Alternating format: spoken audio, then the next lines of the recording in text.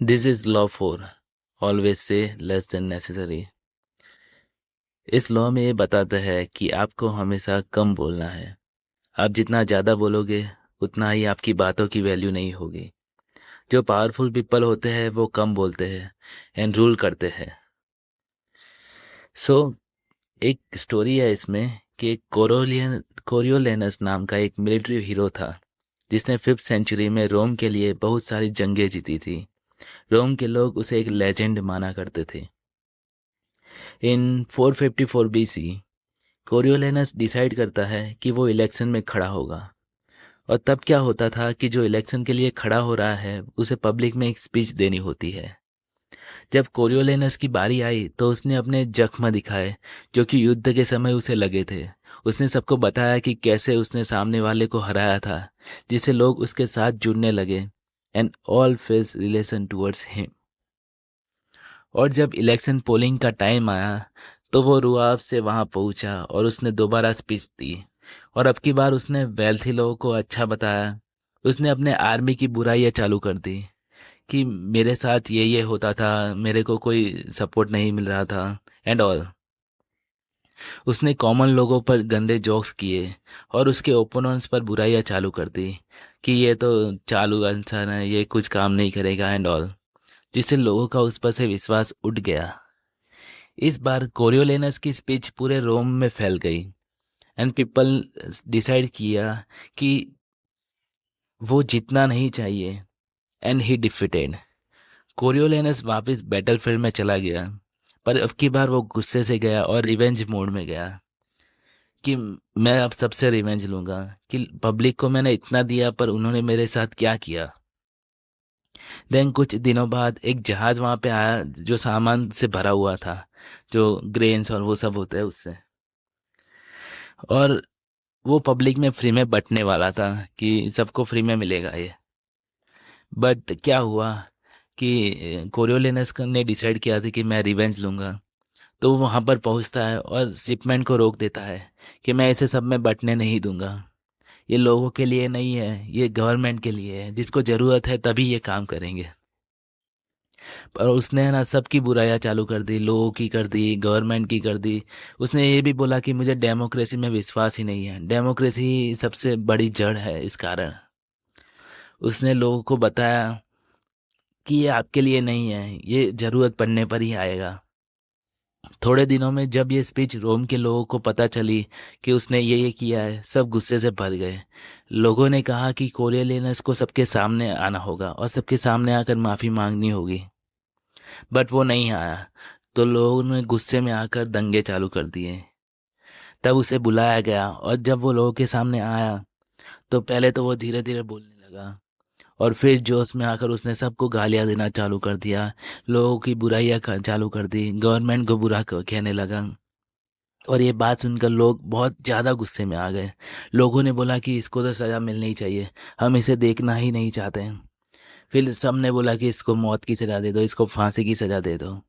पर फिर जो गवर्नमेंट्स बॉडी होती है उन्होंने डिसाइड किया कि इसको लाइफ लॉन्ग है ना जेल में डाल देते हैं, कहीं और, यहाँ पर नहीं कहीं और।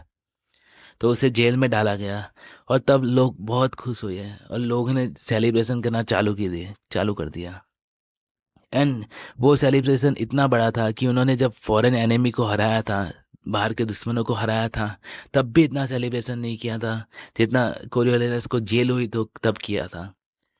इसमें यही बताते हैं कि आपको हमेशा कम बोलना है। अगर जितना ज़्यादा आप बोलोगे उतना ही चांसेस, ये 100% चांसेस ये होता है कि आप कुछ ना कुछ गलत ही बोलोगे। और जितना कम बोलोगे उतना अच्छा होगा।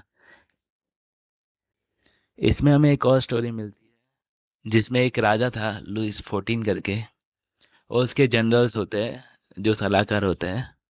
तो उनमें से दो लोगों को चुना जाता है कि कोई भी सभा, कोई भी मैटर होगा तो ये दो लोग उन राजा को बताएंगे और फिर राजा उसके बारे में क्या करना चाहेंगे वो डिसाइड करेंगे।